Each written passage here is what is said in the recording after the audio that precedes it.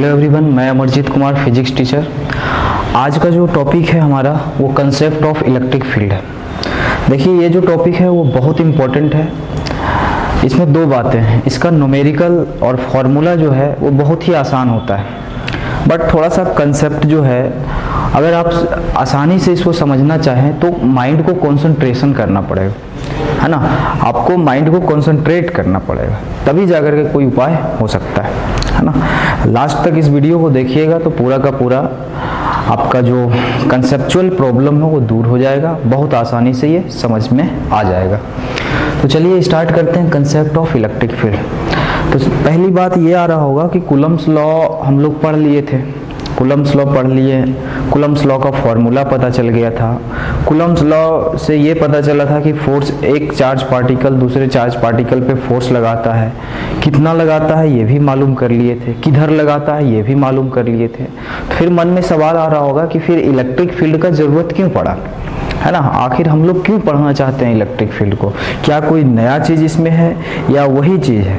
तो पहली बात हम कहना चाहेंगे कि देखो, सबसे पहले हम लोग जो पढ़े थे उसको थोड़ा सा ओवरव्यू करते हैं कि एक मान लो पॉइंट चार्ज है Q1, दूसरा पॉइंट चार्ज है Q2। ठीक, समझते जाना बात को। एक पॉइंट चार्ज Q1 और दूसरा पॉइंट चार्ज Q2।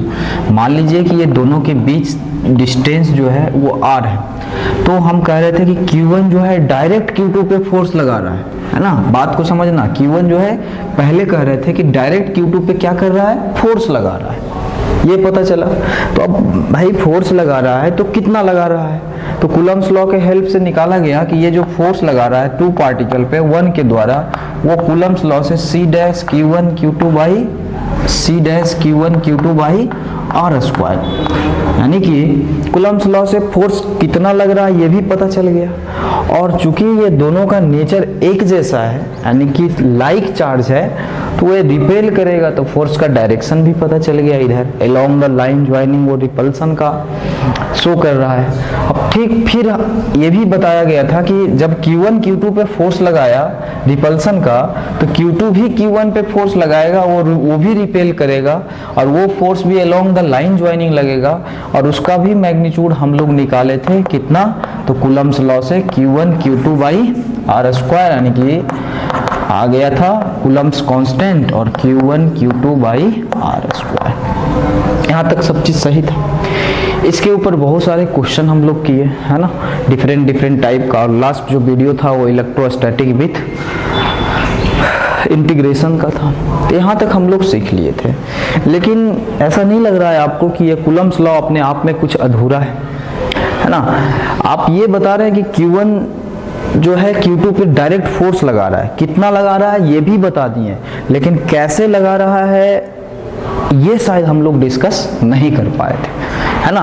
क्या कारण है, देखो कैसे लगा रहा है ये भी डिस्कस नहीं किए थे, और क्या कारण है कि Q1 जो है Q2 पे फोर्स लगा रहा है। तो ये दोनों बात का जो आंसर देगा, यानी दोनों जो क्वेश्चन का आंसर है वो है इलेक्ट्रिक फील्ड। पहला चीज कि Q1 Q2 पे किसके कारण फोर्स लगा रहा है, तो आप कहोगे इलेक्ट्रिक फील्ड के कारण। कैसे लगा रहा है, तो उसका भी आंसर होगा कि इलेक्ट्रिक फील्ड के कारण ही Q1 Q2 पे फोर्स लगा रहा है। ठीक, इसीलिए देखो कितना जरूरी है इलेक्ट्रिक फील्ड को समझना। देखो, इलेक्ट्रिक फील्ड अगर समझ में आ गया और आएगा ही, है ना, तो इससे ये पता चल जाएगा कि Q1 जो है Q2 पे कैसे फोर्स लगा रहा है, फोर्स कितना लगा रहा है, इसमें भी वैल्यू कैलकुलेट करेंगे तो उतना ही आएगा जितना कि हम कूलम्ब्स लॉ से कैलकुलेट किए थे। लेकिन एक बीच में इंटरमीडिएट फीलिंग आ जाएगा कि कैसे लगा रहा है। पहले क्या था कि Q1 डायरेक्ट Q2 पे लगा रहा था और Q2 डायरेक्ट Q1 पे लगा रहा था, लेकिन अब स्टेप बाय स्टेप चलेंगे कि फोर्स तो लगाया लेकिन कैसे लगाया। यहाँ तक बात समझ में आ गया। तो अब जाकर के हम लोग ये जानना चाहेंगे कि इसका एग्जाम्पल एक हम सिंपल वे से कंसीडर इस प्रकार कर सकते हैं कि जैसे मान लो कि कोई पर्सन है, कोई आदमी है, ठीक, वो बहुत ही अच्छा पर्सनालिटी का है, बहुत अच्छा पर्सनालिटी का, जिसका कि नाम पूरा दुनिया जान रहा है ना। चाहे वो एक्टर हो सकता है, लीडर हो सकता है, म्यूजिशियन हो सकता है ना, मोटिवेशनल स्पीकर हो सकता है, कुछ भी है। यानी कि इसका जो इफेक्ट है, इसके पर्सनालिटी का इफेक्ट जो है वो पूरा दुनिया में चर्चित है, पूरा दुनिया में इसका चर्चा होता है। अब ये कहीं पे अगर आया है ना, कहीं पे अगर ये आता है तो वो चारों ओर, है ना, जैसे ही ये पहुंचा तो चारों ओर एक इंफॉर्मेशन चला जाता है कि अरे ये आदमी आ चुका है। ठीक, तो ये आदमी आ चुका है, इसका मतलब ये है कि जब ये आया तो स्पेस के चारों ओर इसके पर्सनालिटी का प्रभाव क्रिएट हो जाता है, पर्सनालिटी का प्रभाव क्रिएट हो जाता है। लोग इसको देखने के लिए, सुनने के लिए आते हैं, है ना। तो जैसे मान लो कि ये तो आ गया जो बेस्ट पर्सनालिटी का था, और ये अपना प्रभाव क्षेत्र बना दिया, है ना, इंफॉर्मेशन चला गया, इसी को समझना है कि प्रभाव क्षेत्र बना दिया। कोई दूसरा आदमी आया इसको सुनने के लिए, कोई तीसरा आदमी आया इसको देखने के लिए। तो देखो, जब ये दोनों आदमी इसके प्रभाव क्षेत्र में आया तो जरूर इसके पर्सनालिटी से ये इम्प्रेस हुआ होगा, यानी कि इसका पर्सनालिटी का इफेक्ट, इन्फ्लुएंस इसके ऊपर पड़ा होगा, है ना। ठीक उसी तरह से सोचना है इलेक्ट्रिक फील्ड के बारे में। जो ग्रेट पर्सनालिटी का जो पर्सन था उसको हम एक चार्ज मान लेते हैं। ठीक उसी तरह से अभी स्पेस पूरा खाली है, पूरा का पूरा क्या है, खाली है। जब कोई चार्ज यहाँ पे आ जाता है, मान लो प्लस Q1 चार्ज आया, तो जब प्लस Q1 चार्ज आया तो ये अपने चारों ओर एक प्रभाव क्रिएट कर लेगा, एक इन्फ्लुएंस क्रिएट कर देता है ना। और एक इन्फ्लुएंस क्रिएट किया और कोई दूसरा चार्ज, जिस तरह से कोई दूसरा तीसरा आदमी, तो कोई दूसरा चार्ज मान लो कि Q2, है ना, मान लो कि Q2 ये है Q1, और मान लो कि Q2 कोई दूसरा चार्ज इसके स्पेस में, जहां तक कि ये क्या कर चुका है, इन्फ्लुएंस क्रिएट कर चुका है, उस स्पेस के अंदर आता है, तो क्या होता है, इसके द्वारा जो क्रिएट किया गया प्रभाव क्षेत्र में जब कोई दूसरा चार्ज पार्टिकल आ गया तो ये भी प्रभावित हो जाएगा, है ना। यानी कि इस पर इफेक्ट इसका दिखना स्टार्ट हो जाएगा, और वो इफेक्ट जो दिखता है वो किसके फॉर्म में दिखता है, फोर्स के फॉर्म में दिखता है। और वो जो प्रभाव क्रिएट किया ये चार्ज, उसका ही नाम हम लोग दे देते हैं क्या चीज, इलेक्ट्रिक फील्ड। तो बहुत अच्छा सिंपल डिफिनीशन। अब डिफिनीशन की ओर मूव करते हैं कि the space around a charge particle, अब चाहे वो चार्ज पार्टिकल पॉजिटिव हो या फिर नेगेटिव हो, है ना, the space around a charge particle in which another charge particle feel its influence known as electric field. बात समझ में आ गया। अगर एक चार्ज पार्टिकल, पहले देखो सीक्वेंस फिर से समझते हैं। एक चार्ज पार्टिकल आया, वो अपना क्या कर लिया, पहले प्रभाव क्रिएट कर लिया एक क्षेत्र में, एक स्पेस में, चारों ओर अपना एक प्रभाव क्रिएट किया। कोई दूसरा चार्ज पार्टिकल आया तो जैसे ही उसके प्रभाव क्षेत्र में आता है तो इस पर कुछ ना कुछ इफेक्ट लगना स्टार्ट हो जाएगा। तो कुछ ना कुछ इफेक्ट लगना स्टार्ट होता है, वो इफेक्ट किसके फॉर्म में होता है, फोर्स के फॉर्म में होता है। तो ये फोर्स फील करना स्टार्ट करेगा, फोर्स ये फील करना स्टार्ट करेगा, तो यही प्रभावित जो क्षेत्र है उसी का नाम हम लोग क्या दे देते हैं, इलेक्ट्रिक फील्ड दे देते हैं। इतना बात समझ में आया, है ना। अब देखिए यहाँ पे और बातें हमको समझना पड़ेगा। तो आपके मन में लग रहा होगा ये बात कि ये प्लस Q1 चार्ज आया तो चारों ओर अपना एक इफेक्ट क्रिएट किया, और वो जो स्पेस क्रिएट किया उसका नाम हम लोग दिए इलेक्ट्रिक फील्ड। उसके वजह से इसके ऊपर फोर्स लगने लगा और वो फोर्स को ये फील कर रहा है। तो ये भी तो होना चाहिए ना कि प्लस Q2 भी चार्ज तो आया कहीं से, प्लस Q2 चार्ज आया तो ये भी तो अपना एक प्रभाव क्रिएट किया होगा, बिल्कुल क्रिएट किया होगा। और इसके प्रभाव क्षेत्र में Q1 भी है, तो क्या Q2 का इलेक्ट्रिक फील्ड क्या Q1 पे फोर्स लगा रहा है कि नहीं, तो बिल्कुल लगा रहा है ना। यानी Q1 भी अपना एक स्पेस क्रिएट किया और उसमें से उस स्पेस में प्लस Q1 आया या फिर ऑलरेडी प्रेजेंट है, तो इसके द्वारा जो इलेक्ट्रिक फील्ड क्रिएट किया गया वो इलेक्ट्रिक फील्ड इस पे भी फोर्स लगा रहा है। और यही तो हम लोग पहले भी तो पढ़े थे कि Q1 जो है Q2 पे फोर्स लगा रहा है डायरेक्ट इधर, और Q2 भी Q1 पे फोर्स लगा रहा है। और इसका कैलकुलेशन कूलम्ब्स लॉ से किए थे, लेकिन हम डायरेक्ट उस समय बात करते थे। आउटकम देखो सेम आ रहा है, वहां भी फोर्स की बात चल रहा है, यहाँ भी फोर्स की बात चल रहा है, लेकिन यहाँ पे 2 स्टेप प्रोसेस हो गया। पहला स्टेप क्या है? स्टेप फर्स्ट में क्या है? Q1 आया और क्या किया? इलेक्ट्रिक फील्ड क्रिएट किया, इलेक्ट्रिक फील्ड प्रोड्यूस किया। फिर स्टेप 2 में क्या होगा? स्टेप 2 में क्या हुआ कि Q2 है ना, इसके इलेक्ट्रिक फील्ड, किसके इलेक्ट्रिक फील्ड? Q1 के इलेक्ट्रिक फील्ड में आया, और Q2 जो है Q1 के इलेक्ट्रिक फील्ड में आया और उसके इलेक्ट्रिक फील्ड से इंटरेक्ट हो गया इस पॉइंट पे, है ना। यानी दूसरा स्टेप में Q2 पे जो फोर्स लग रहा है वो किसके हेल्प से लग रहा है? Q1 के हेल्प से कि Q1 के इलेक्ट्रिक फील्ड के हेल्प से? तो हम कहेंगे Q1 के इलेक्ट्रिक फील्ड के हेल्प से, है ना।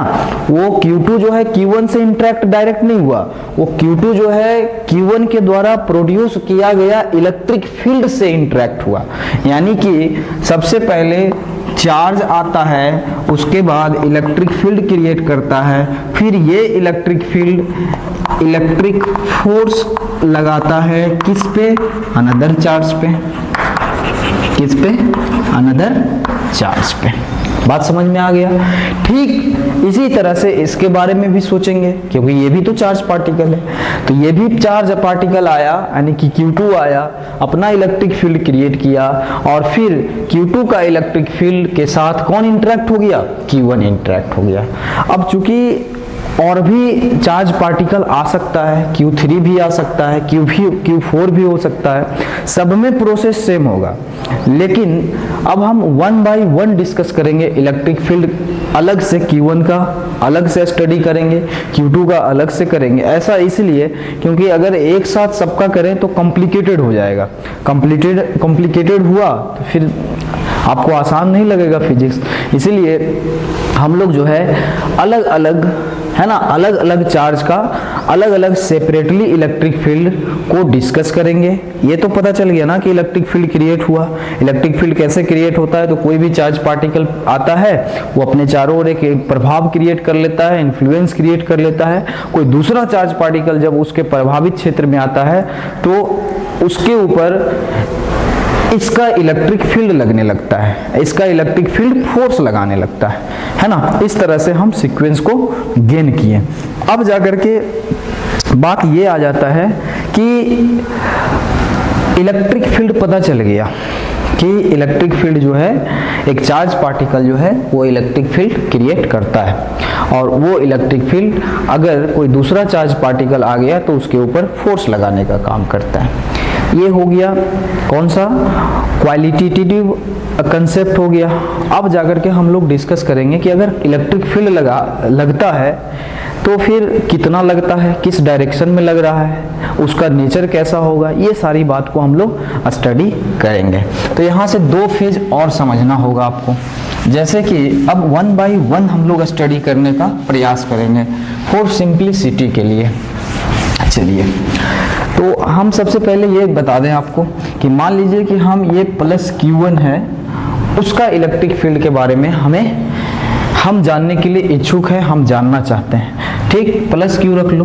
तो जो चार्ज का इलेक्ट्रिक फील्ड के बारे में हमें जानना है ना, जानने के लिए इच्छा रखते हैं, उस चार्ज पार्टिकल का नाम हम लोग दे लेते हैं क्या चीज? Source charge. उस चार्ज पार्टिकल का नाम क्या दे देते हैं? Source charge. यानी ऐसे कह सकते हो कि सोर्स चार्ज क्या है? वैसा चार्ज जो अपने चारों ओर क्या क्रिएट करता है? इलेक्ट्रिक फील्ड क्रिएट करता है। बात समझ रहे हैं? ऐसा चार्ज जो चारों ओर अपने क्या क्रिएट करता है? इलेक्ट्रिक फील्ड क्रिएट करता है। चलिए, अब एक और मन में सवाल आ रहा होगा कि ये इलेक्ट्रिक फील्ड तो चारों ओर क्रिएट किया, लेकिन कहाँ तक क्रिएट किया? तो थ्योरेटिकली हम ये मान लेते हैं कि ये जो है इन्फिनिटी तक क्रिएट करता है। है ना, अप टू इन्फिनिटी तक। ऐसा प्रैक्टिकली पॉसिबल नहीं है, after some time its value terminated, खत्म हो जाता है, लेकिन मान लिया जाता है कि ये इन्फिनिटी तक इसका जो है प्रभाव है। ठीक, अब सुनिए, यानी कि सोर्स चार्ज है तो ये चारों ओर अपना फील्ड तैयार कर चुका है, कहाँ तक, इन्फिनिटी तक। अब हम एक पॉइंट ले लेते हैं P। ठीक, इस पॉइंट पे इसके इलेक्ट्रिक फील्ड का स्ट्रेंथ निकालना हम निकालने का कोशिश करते हैं। मतलब प्लस क्यू चार्ज के द्वारा जो इलेक्ट्रिक फील्ड क्रिएट हुआ है, तो वो इलेक्ट्रिक फील्ड का स्ट्रेंथ P पॉइंट पे कितना है, P पॉइंट पे कितना है। तो आपके मन में विचार आ रहा होगा कि इलेक्ट्रिक फील्ड स्ट्रेंथ हम निकालें तो कैसे। तो देखिए, इलेक्ट्रिक फील्ड करता क्या है, फोर्स लगाने का काम करता है। तो अगर यहाँ पे पता चल जाए फोर्स का वैल्यू, तो कह देंगे कि वही इलेक्ट्रिक फील्ड स्ट्रेंथ है, क्योंकि इलेक्ट्रिक फील्ड कर क्या रहा है, फोर्स लगाने का काम कर रहा है। तो फोर्स लगाने का काम कर रहा है, इसका मतलब हमें इनडायरेक्टली रूप से आपके दिमाग में ये आना चाहिए कि यहाँ पे हमें क्या कैलकुलेट करना है, फोर्स कैलकुलेट करना है। तो ठीक यहाँ पे ठीक उसी तरह से, जैसे मान लो कि घर में कनेक्शन कहीं पे खराब हो जाता है, या फिर कहीं भी इलेक्ट्रिसिटी का कनेक्शन खराब हो गया, तो हम इलेक्ट्रीशियन को बुलाते हैं। तो इलेक्ट्रीशियन को बुलाते हैं, तो जब वो चेक करता है तो टेस्टर लगा के चेक करता है। तो क्या टेस्टर लगा के वो चेक करता है, तो वो ये सिर्फ बताता है कि यहाँ पे इलेक्ट्रिसिटी प्रेजेंस है या नहीं है। क्या उसके टेस्टर से इलेक्ट्रिक करंट का मैग्नीट्यूड, जो करंट तार में फ्लो हो रहा था, जो वायर में इलेक्ट्रिक करंट फ्लो हो रहा था, क्या टेस्टर के द्वारा उसके मैग्नीट्यूड पे और उसके डायरेक्शन पे कोई इफेक्ट पड़ता है क्या? नहीं पड़ता है। टेस्टर, नाम ही है टेस्टर, मतलब सिर्फ टेस्ट करता है कि यहाँ पे इलेक्ट्रिसिटी का प्रॉपर फ्लो हो रहा है कि नहीं हो रहा है। तो ठीक उसी तरह से हम किसी स्पेस में, है ना, जो कि प्लस क्यू चार्ज का स्पेस है, चारों ओर एक प्रभावित क्षेत्र है, उसमें हम किसी पॉइंट पे अगर इलेक्ट्रिक फील्ड का स्ट्रेंथ पता करना होता है, तो इलेक्ट्रिक फील्ड का स्ट्रेंथ पता करने के लिए हमें एक टेस्टर का जरूरत होगा। तो टेस्टर का जरूरत होगा, तो यहाँ तो इलेक्ट्रिशियन वाला तो काम हो नहीं रहा है, तो यहाँ पे हम लोग एक टेस्ट चार्ज को रखेंगे। क्या चीज को? टेस्ट चार्ज को। इसको क्यू नोट से इंडिकेट करते हैं और जनरली प्लस लेते हैं, जरूरी भी नहीं है प्लस, आगे हम इस पे भी डिस्कस करेंगे कि टेस्ट चार्ज को प्लस क्यों लेते हैं, सिंप्लिसिटी के लिए, है ना। अब देखिए, ध्यान दीजिएगा, तो हम क्या कर रहे हैं कि टेस्ट चार्ज को कंसीडर करते हैं और वो टेस्ट चार्ज को हम यहाँ पे प्लेस्ड कर देते हैं। समझ में आया सबसे पहले। और वो टेस्ट चार्ज का खासियत क्या होना चाहिए कि देखो, ये टेस्ट चार्ज का काम क्या है, पहले काम से ही पता चलेगा। ये टेस्ट चार्ज का काम है कि यहाँ पे वो टेस्ट करके बताएगा कि इसके द्वारा क्रिएट किया गया जो फील्ड है वो कितना इस यहाँ पे फोर्स लगा रहा है। मेरी बात को समझो, 3 स्टेप में बता रहे हैं कि टेस्ट चार्ज का मतलब क्या है, टेस्ट चार्ज का काम क्या है। तो टेस्ट चार्ज सिर्फ आपको ये इंफॉर्मेशन देगा कि ये जो सोर्स चार्ज है, इलेक्ट्रिक फील्ड जो अपने चारों ओर क्रिएट किया है, वो इलेक्ट्रिक फील्ड इस पॉइंट पे कितना फोर्स लगा रहा है, क्योंकि इलेक्ट्रिक फील्ड का काम ही है फोर्स लगाना। तो वही तो हम देखना चाहेंगे कि कितना लगा रहा है। ठीक, तो टेस्ट चार्ज सिर्फ और सिर्फ इंफॉर्मेशन देगा कि इस पॉइंट पे कितना फोर्स लगा रहा है। कौन? Electric field. किसका? सोर्स चार्ज का। बात समझ में आ गया? चलिए, तो आप कहिएगा कि सर ये टेस्ट चार्ज है तो ये चार्ज ही, तो क्या ये अपना भी इलेक्ट्रिक फील्ड नहीं क्रिएट करेगा?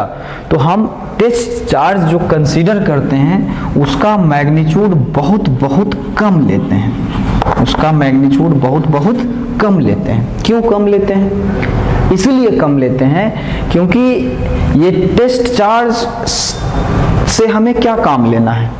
हमें ये काम लेना है कि इसका इलेक्ट्रिक फील्ड का स्ट्रेंथ इस पॉइंट पे कितना है। अगर ये खुद अपना एक इलेक्ट्रिक फील्ड क्रिएट कर दिया, वो तब होगा जब इसका मैग्नीट्यूड ज़्यादा हो जाएगा, तो फिर इसके इलेक्ट्रिक फील्ड का डिस्ट्रीब्यूशन में इसका इलेक्ट्रिक फील्ड इफेक्ट कर देगा, जिसके वजह से हम प्योर फॉर्म में इस सोर्स चार्ज का इलेक्ट्रिक फील्ड का कैलकुलेशन इस पॉइंट पे नहीं कर पाएंगे।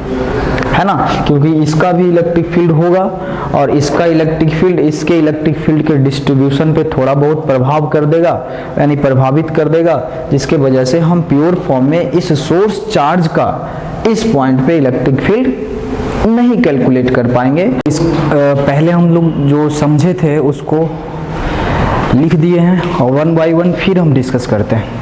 टॉपिक देखो थोड़ा सा कंसेप्चुअल है, इसलिए हम लोग बहुत ही अस्थिर से इसको समझने का कोशिश करेंगे।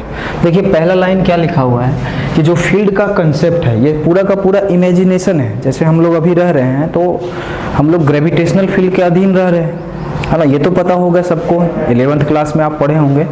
यानी कि कोई भी ऑब्जेक्ट को हम अगर ड्रॉप करते हैं तो नीचे की ओर गिर जाता है। इट मीन्स क्यों गिरता है? क्योंकि नीचे एक फील्ड काम कर रहा है ना, वो फील्ड जो है फोर्स लगा रहा है, उस फोर्स का हमने नाम दिया था ग्रेविटेशनल फोर्स, और वो फील्ड क्या था? ग्रेविटेशनल फील्ड था, है ना, बात को समझिएगा। तो ठीक उसी तरह से वो फील्ड हमें दिखाई नहीं देता है, उसका इफेक्ट दिखाई देता है। क्या इफेक्ट? तो फोर्स लगाने का इफेक्ट। फोर्स लगा के कोई क्या कर सकता है? तो या तो खींच सकता है या धक्का दे सकता है, यानी अट्रैक्शन कर सकता है या रिपेल कर सकता है, वही बात है। तो सबसे पहले जो फील्ड कंसेप्ट के बारे में बताने वाले साइंटिस्ट थे वो माइकल फैराडे थे। ठीक, अब क्या है, फील्ड के बारे में जो डिफिनीशन है, डिफिनीशन भी बता दिए थे उस समय कि जो स्पेस है, कोई चार्ज पार्टिकल चाहे वो नेगेटिव हो या पॉजिटिव हो, अपने चारों ओर एक स्पेस क्रिएट करता है, और उस स्पेस में कोई दूसरा चार्ज पार्टिकल जाता है तो एक इन्फ्लुएंस फील करता है, एक फोर्स फील करता है, तो उसी स्पेस को हम लोग नाम दिए थे इलेक्ट्रिक फील्ड। आइए ध्यान देते हैं, तो वही चीज को लिखे हैं कि अ पॉजिटिव चार्ज और a negative charge create it's field around itself. Clear हो गया? Create it's field around itself, चारों साइड में। Thus, a space around a charge in which another charge particle experience a force, उसी को known as, लिख दो comma दे करके, known as क्या? Electric field. हो गया, मतलब एक ऐसा स्पेस जिसमें कि दूसरा चार्ज पार्टिकल कुछ अपने ऊपर इलेक्ट्रिक इफेक्ट फील करे, इलेक्ट्रिक फोर्स फील करे, तो उसको हम लोग बोल देते हैं क्या चीज? Electric field. आइए ध्यान दीजिए, अब देखो जो charge particle, the charge which experience electric field called test charge, है ना। टेस्ट चार्ज किसको बोलते हैं? है ना जी, टेस्ट चार्ज किसको बोलते हैं? वैसा चार्ज जो क्या करता है? एक्सपीरियंस करके ओनली बताता है। इसके पहले हम डिस्कस कर चुके हैं ना कि वैसा चार्ज जो सिर्फ और सिर्फ एक्सपीरियंस करके बताता है कि उसके ऊपर कितना फोर्स लग रहा है, उसको हम लोग क्या बोलते हैं? Test charge. तो लिखा हुआ है कि the charge which experience electric field called test charge, the magnitude of test charge should be too small. बहुत ही छोटा रखते हैं। क्यों ऐसा रखते हैं? क्योंकि वो डिस्टर्ब ना करे सोर्स चार्ज के फील्ड को, that is to avoid the distribution of source charge.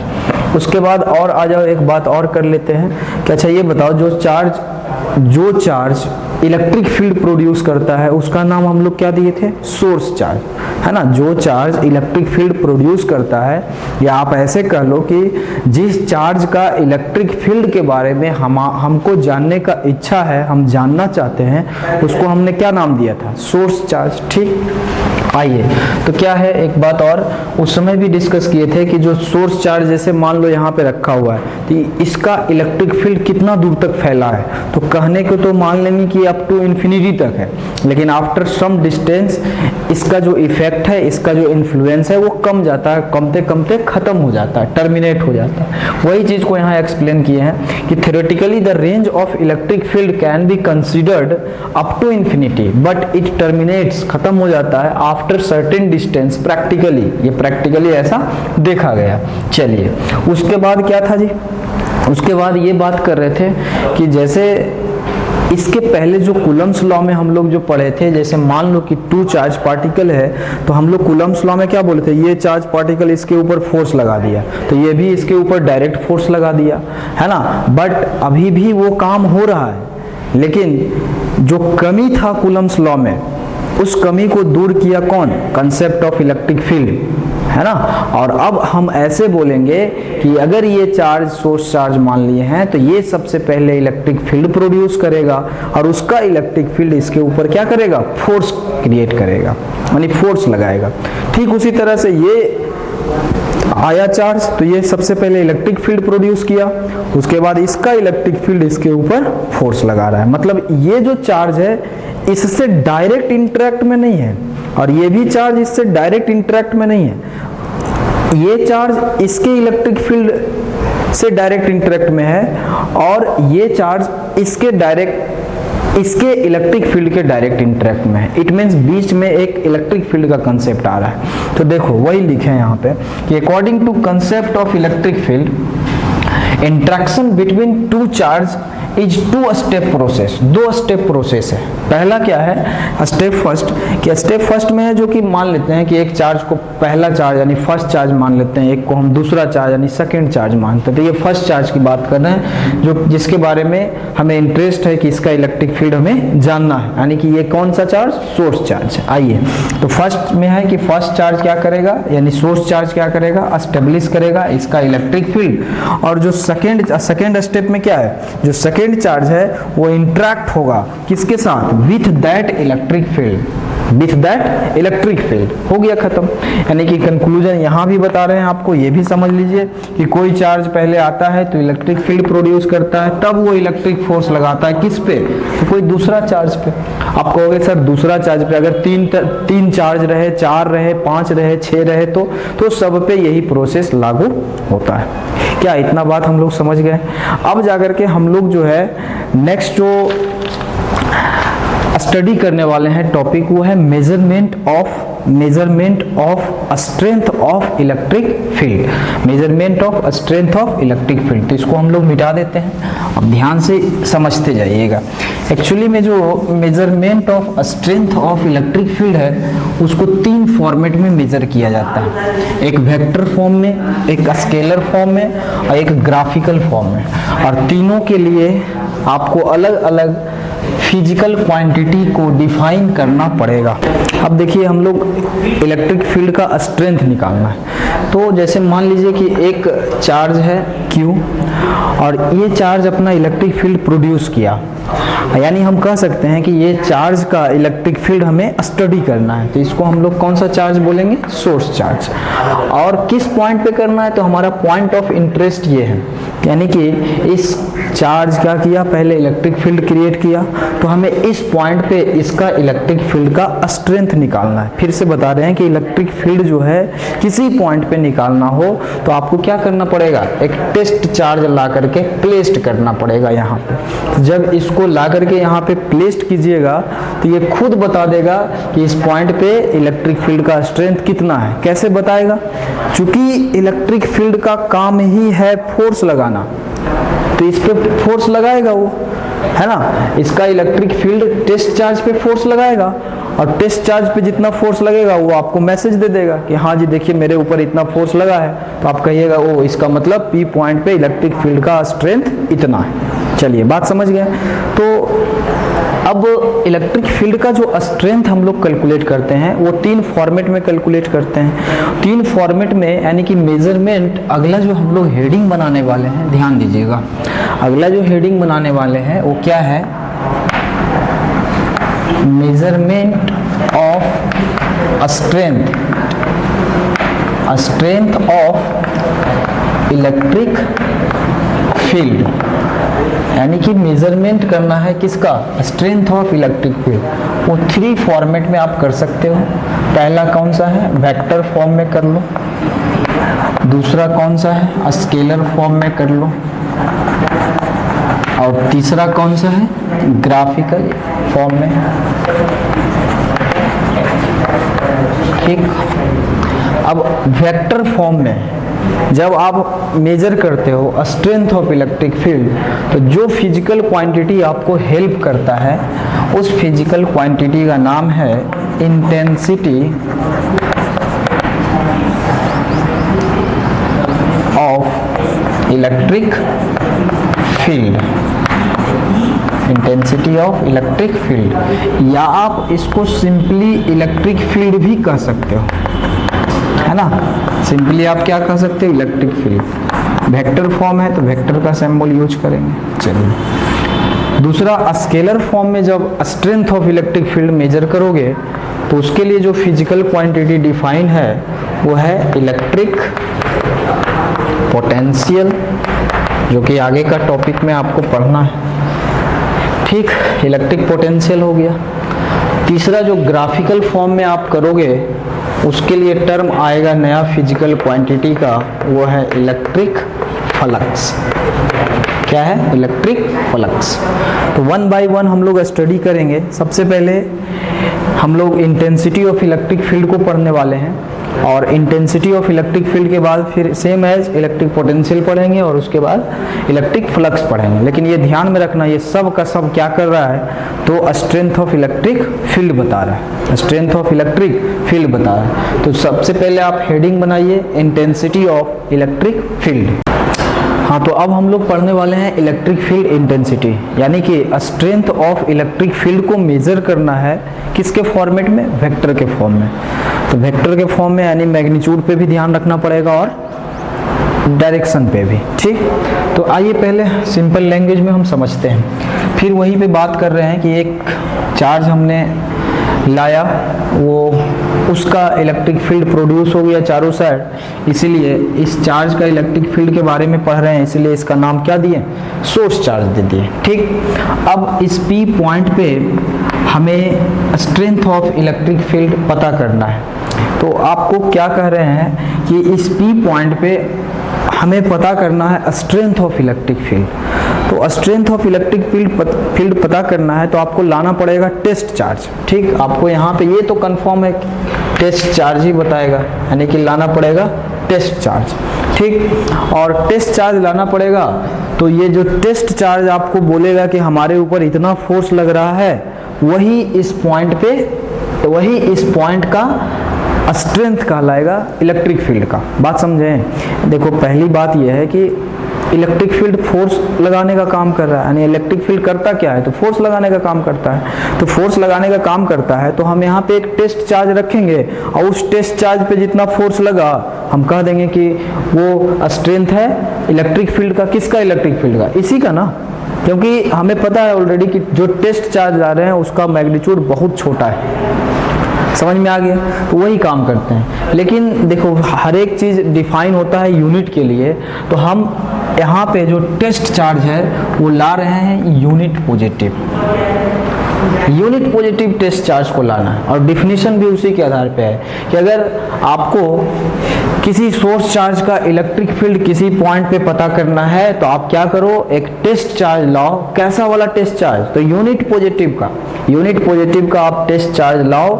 जितना इसके ऊपर फोर्स लगेगा, यानी जितना ये फोर्स फील कर रहा होगा, वही कहलाएगा क्या चीज, स्ट्रेंथ ऑफ इलेक्ट्रिक फील्ड। तो आप कहोगे सर बार बार टेस्ट चार्ज यूनिट पॉजिटिव के फॉर्म में तो मिलेगा नहीं, तो कोई बात नहीं है ना, हम उसको देख लेंगे, आगे उसका डिवाइड कर देंगे। तो जैसे देखो मान लेते हैं लेट, ध्यान देना थोड़ा सा, लेट कि इस पॉइंट पे पहले ये इसका डिफिनीशन क्लियर कर लो। डिफिनीशन क्या है कि electric field intensity at a point P is equal to the electrostatic force experienced by unit positive point charge, that is test charge, है ना। यूनिट पॉजिटिव पॉइंट चार्ज यहाँ पे लाएं और जितना इलेक्ट्रोस्टैटिक फोर्स वो फील कर रहा है मैग्नीट्यूड में और डायरेक्शन में, वही कहलाता है क्या चीज, इस पॉइंट का इलेक्ट्रिक फील्ड इंटेंसिटी।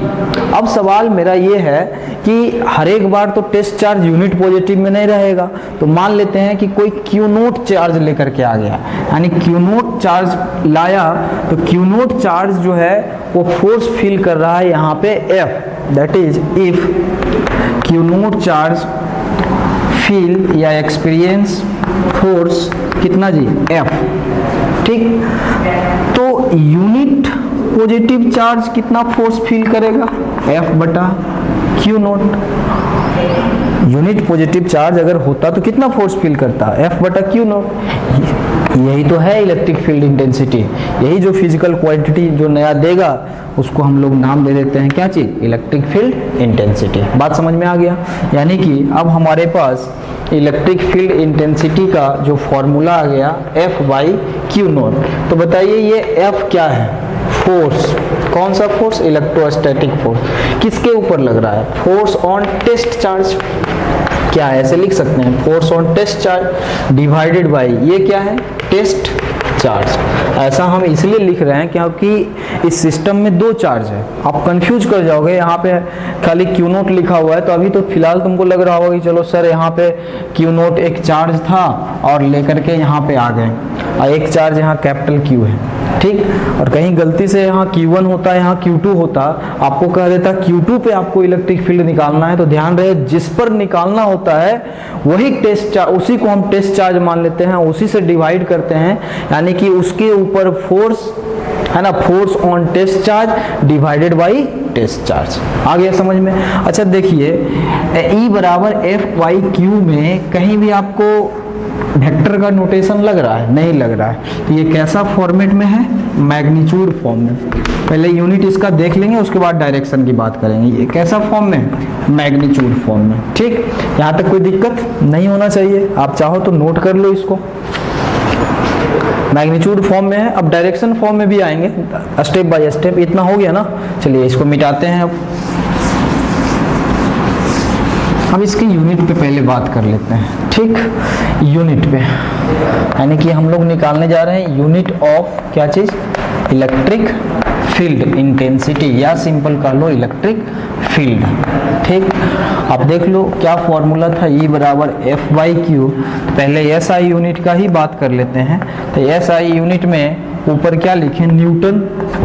नीचे चार्ज है तो चार्ज को क्या, चार्ज का SI यूनिट क्या है? कूलम। देखो दो दो साइंटिस्ट इसमें शामिल हो रहे हैं। ऊपर फोर्स है तो फोर्स का SI यूनिट न्यूटन, और नीचे चार्ज है तो चार्ज का SI यूनिट क्या हो गया? कूलम, यानी कि न्यूटन पर कूलम। ये कौन सा यूनिट हो गया?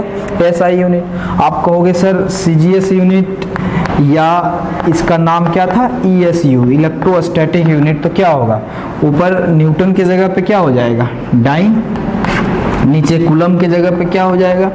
Stat coulomb. आपको पता है ना ये सारा चीज, इलेक्ट्रोस्टैटिक में लेक्चर 2 में ये सब दिया हुआ है।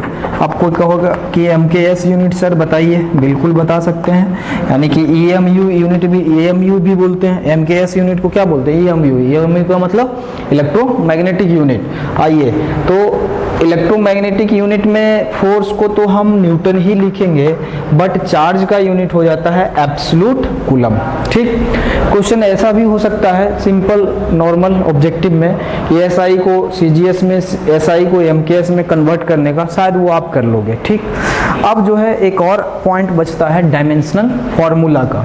डायमेंशनल फॉर्मूला का तो आता होगा आपको निकालने के लिए।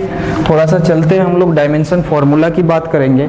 तो ध्यान दीजिए, यहाँ से देखो हम लोग निकालने जा रहे हैं इलेक्ट्रिक फील्ड इंटेंसिटी का डायमेंशन फॉर्मूला। तो देखो ऊपर क्या है? फोर्स है, तो फोर्स का डायमेंशन फॉर्मूला लिखेंगे और चार्ज का डायमेंशन फॉर्मूला लिखेंगे, निकल जाएगा। तो फोर्स का डायमेंशन फॉर्मूला क्या होता है? याद होगा तो आपको ध्यान है थोड़ा बहुत भी, तो MLT-2 होता है, सही है जी। और चार्ज है ना, Q बराबर IT से नहीं निकल जाएगा, I बराबर आप लोग पढ़े थे Q/T 10th में, तो Q बराबर IT, और Q का डायमेंशन फॉर्मूला कितना होता है? I को आप I भी लिख सकते हो, A भी लिख सकते हो, और T को कैपिटल T। तो यहाँ पे Q का डायमेंशन फॉर्मूला कितना? AT लिख देंगे, ठीक। T से T है ना, T ऊपर जाएगा तो इनवर्स में एक और पावर बढ़ जाएगा, तो MLT-Q, और A पे A इनवर्स हो जाएगा।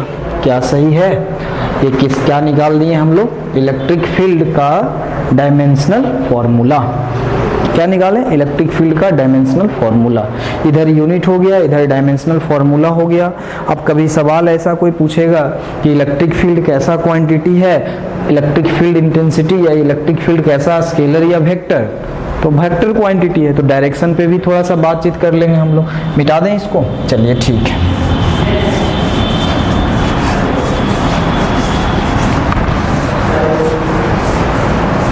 ध्यान देना जी, थोड़ा सा समझते हुए आगे बात करेंगे। यानी कि इलेक्ट्रिक फील्ड हमें पता चला कि इलेक्ट्रिक फील्ड जो है वो कैसा है। इलेक्ट्रिक फील्ड लिख देते हैं पूरा, electric field is a vector quantity. कैसा क्वांटिटी? Vector quantity. तो वेक्टर क्वांटिटी है तो इसका डायरेक्शन के बारे में भी तो जानना होगा ना। तो वेक्टर क्वांटिटी है तो इसका डायरेक्शन किधर है, ध्यान दीजिए। यहाँ पे एक और बात है कि बहुत सारे बुक में लिखा हुआ रहता है कि आपको यूनिट पॉजिटिव चार्ज यानी टेस्ट चार्ज को पॉजिटिव रखेंगे, है ना। वो सिंप्लिसिटी के लिए ऐसा होता है, चाहो तो आप नेगेटिव भी रख सकते हो। कैसे, वो सारा डील हम लोग करने वाले हैं यहाँ पे। तो देखो इलेक्ट्रिक फील्ड का एक वेक्टर क्वांटिटी है, तो इलेक्ट्रिक फील्ड अभी कैसे पढ़े थे, तो E = F/Q0, ये मैग्नीट्यूड फॉर्म था। देखो यहाँ टेस्ट चार्ज पॉजिटिव में है कि नेगेटिव में है, तो आप कहोगे सर पॉजिटिव में।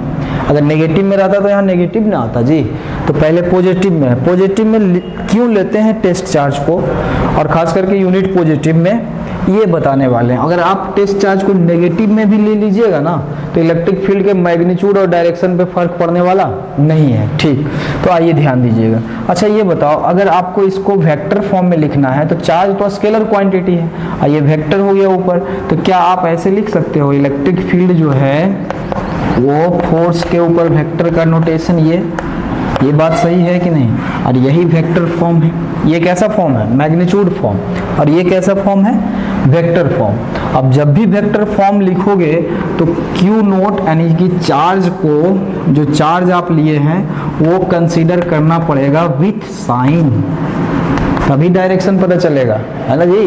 यानी कि अगर दिया हुआ नहीं है तो आप यूनिट पॉजिटिव लेकर के काम चला लोगे, है ना। अगर आपका कैलकुलेशन करना है तो, अगर बुक में कोई न्यूमेरिकल में टेस्ट चार्ज को नेगेटिव ले लिया और कुछ बातें आपसे पूछ रहा है, तो आप वेक्टर के फॉर्म में ऑपरेशन कर रहे हो, वेक्टर के फॉर्म में कोई प्रोसेस कर रहे हो, कैलकुलेट कर रहे हो, तो आपको जरूर साइन के साथ ही टेस्ट चार्ज को रखना पड़ेगा, ठीक। यहाँ तक क्लियर, कोई दिक्कत नहीं। ये है वेक्टर फॉर्म, है ना। चूंकि चार्ज स्केलर है तो स्केलर पे तो कोई सिंबल लगता नहीं है। वेक्टर है फोर्स, तो वेक्टर पे वेक्टर का सिंबल लगा दिए। Electric field intensity vector quantity. अच्छा एक चीज और सोचिए, क्या इलेक्ट्रिक फील्ड ऐसे करके 1/Q0 और ये वेक्टर के फॉर्म में लिख सकते हैं क्या? देखो ये वेक्टर है और ये स्केलर है, ठीक। और स्केलर को वेक्टर के साथ मल्टीप्लाई करते हैं तो जो रिजल्ट आता है वो हमेशा क्या आता है? वेक्टर आता है। इतना बात सबको समझ में आया? फिर से, ये वेक्टर क्वांटिटी फोर्स पता है हमको। स्केलर, ये 1/Q जो है वो स्केलर है, तो अगर किसी वेक्टर को स्केलर के साथ मल्टीप्लाई करेंगे, है ना, सिंपल मल्टीप्लिकेशन, है ना जी, तो वो क्या आता है? वेक्टर आता है। चलिए यहाँ से ही राज खुलने वाला है कि हम लोग Q0 को पॉजिटिव ही क्यों लेते हैं, यानी टेस्ट चार्ज को हम लोग पॉजिटिव रखना क्यों पसंद करते हैं, ठीक। एक तो छोटा मैग्नीट्यूड का था, है ना, कि Q0 का यानी टेस्ट चार्ज का जो मैग्नीट्यूड है वो बहुत कम लेंगे, ये तो पता चल गया ना। क्यों लेते हैं कम? क्योंकि वो सोर्स चार्ज के इलेक्ट्रिक फील्ड के डिस्ट्रीब्यूशन पे कोई अपना प्रभाव नहीं डाले, नहीं तो एक्यूरेसी पे क्या हो जाएगा? इफेक्ट हो जाएगा। क्योंकि हमें जानने का इच्छा है किसका? इस चार्ज यानी सोर्स चार्ज के इलेक्ट्रिक फील्ड का। तो फिर ये आ जाएगा अपना इलेक्ट्रिक फील्ड फैला के और इसका इलेक्ट्रिक फील्ड इसके इलेक्ट्रिक फील्ड को डिस्टर्ब कर देगा, तो मामला गड़बड़ हो जाएगा ना। तो इससे बचने के लिए टेस्ट चार्ज को बहुत ही स्मॉल मैग्नीट्यूड का लेते हैं, ताकि वो अपने आप को मरा हुआ समझे और बस एक ही काम उसका है कि वो टेस्ट करके बताए कि उसके ऊपर कितना फोर्स कहाँ पे लग रहा है ना, उसको बाधित कर देते हैं। चलिए आइए, तो इलेक्ट्रिक फील्ड हो गया, इसको इस तरह से लिख दिए। आप खुद सोचिए, यहाँ पे जो स्केलर लिए हैं टेस्ट चार्ज, अभी फिलहाल तो पॉजिटिव लिए है ना, यहाँ पे जो स्केलर है यानी वो जो टेस्ट चार्ज है वो पॉजिटिव है। अब सुनिए, अब जो है बात कमाल का है कि अगर किसी वेक्टर में स्केलर और वो भी पॉजिटिव स्केलर के साथ मल्टीप्लाई करते हैं, तो जो वेक्टर आता है ना, जो वेक्टर का सिंबल लगा देते हैं, वो वेक्टर और इस वेक्टर, ये दोनों आपस में क्या होते हैं? पैरेलल होते हैं। पैरेलल वेक्टर और एंटी पैरेलल वेक्टर आप पढ़े होंगे, तो यानी कि क्या E पैरेलल टू F लिख दिए कि नहीं? यहाँ तक मामला सही? बिल्कुल सही। अब E पैरेलल टू F है, इट मीन्स जिस साइड फोर्स का डायरेक्शन उसी साइड किसका? इलेक्ट्रिक फील्ड का डायरेक्शन। ये कह सकते हैं, बिल्कुल कह सकते हैं। यानी कि that is direction of electric field is along किधर? फोर्स। अब कहोगे सर फोर्स का डायरेक्शन किधर, ये तो पता चल जाएगा ना कि यहाँ पे प्लस, यहाँ पे प्लस, तो प्लस प्लस क्या करेगा, रिपेल करेगा, तो इस तरफ। अब देखिए डायरेक्शन ऑफ फोर्स आपको पता है, कूलम्ब्स लॉ का बहुत अच्छा से आप लोग पढ़ चुके हैं, है ना। तो डायरेक्शन ऑफ फोर्स पता है, तो डायरेक्शन ऑफ इलेक्ट्रिक फील्ड भी पता चल जाएगा। कब, जब आप टेस्ट चार्ज को पॉजिटिव में रखिएगा। कैसे, तो अगर टेस्ट चार्ज पॉजिटिव में रखें तो यहाँ से पता चला ना कि E parallel to F, it means electric field का जो डायरेक्शन है वो किसके तरफ है, तो फोर्स के तरफ है, यानी फोर्स के अलोंग है। तो आपको एक एक्स्ट्रा काम नहीं करना पड़ेगा कि इलेक्ट्रिक फील्ड का भी डायरेक्शन निकालना पड़ेगा, क्योंकि अगर आप टेस्ट चार्ज को पॉजिटिव रख लिए तो ये समझ जाइएगा कि जिस तरफ फोर्स लग रहा है उसी तरफ इलेक्ट्रिक फील्ड का भी डायरेक्शन है। चलिए अब कहेंगे कि कोई अगर टेस्ट चार्ज को नेगेटिव कंसीडर करता है तो क्या होगा। चलो ध्यान देना, तो अगर आप नेगेटिव कंसीडर करोगे तो E बराबर जो आप लिखे थे 1/Q0 वो माइनस में आ जाएगा ना, और F, अब सुनिए ये वेक्टर है, ये स्केलर है लेकिन नेगेटिव वाला स्केलर है, और फिर ये वेक्टर है, ठीक। तो यहाँ से अगर आप किसी वेक्टर को नेगेटिव स्केलर के साथ मल्टीप्लाई करोगे तो रिजल्ट वेक्टर ही आएगा, लेकिन ये जो वेक्टर आएगा वो एंटी पैरेलल होगा। एंटी पैरेलल किसका, फोर्स का। यानी कि एंटी पैरेलल का मतलब नाम से ही पता चल रहा है, एंटी पैरेलल मतलब उसका वो एंटी है, वो इधर तो ये इधर। यानी कि अब देखो इलेक्ट्रिक फील्ड का जो डायरेक्शन होगा, यानी कि लिखें ऐसे कि the direction of electric field is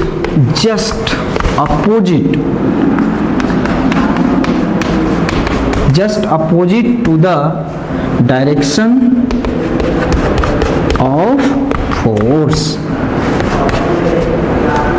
Chowk direction of force, समझे।